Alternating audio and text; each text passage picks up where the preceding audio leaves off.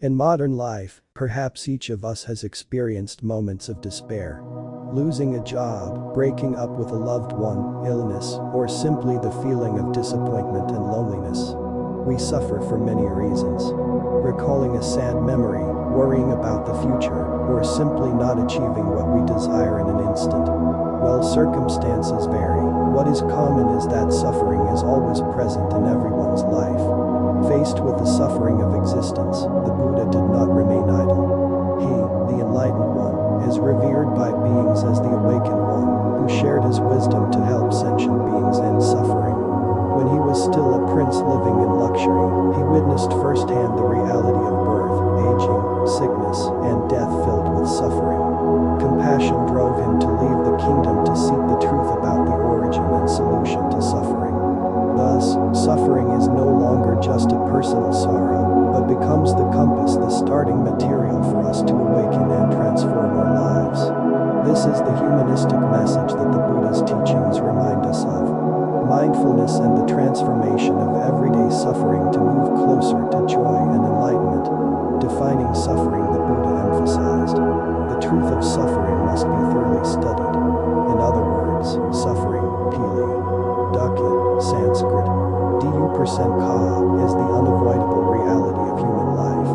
From the very first moment of life, suffering begins. We are born crying. To be born is a great suffering.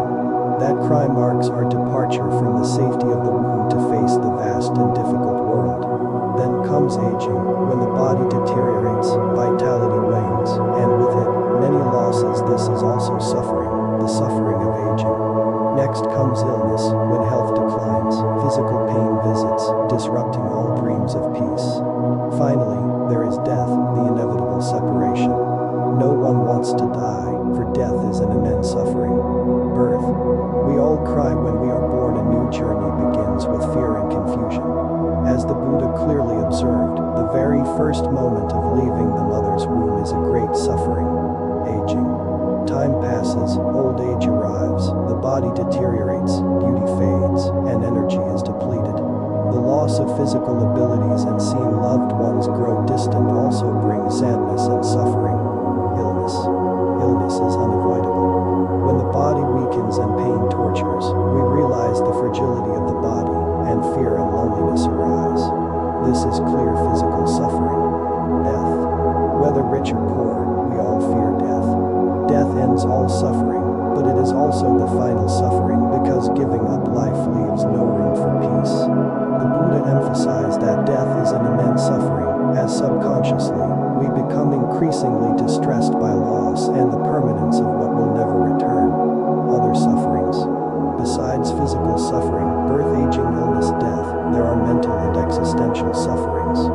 For example, we are heartbroken when we must part from a loved one, lose a family member, or fail in our aspirations. The Buddha explained, encountering unpleasant things causes suffering, being separated from those we love causes pain, and not achieving our desires also leads to various forms of suffering.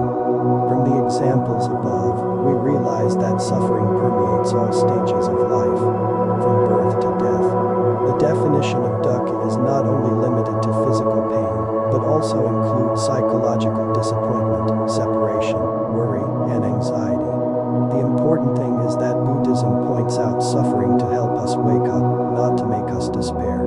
As a natural law, recognizing the insecurity in life is the first step in finding the path to transformation and liberation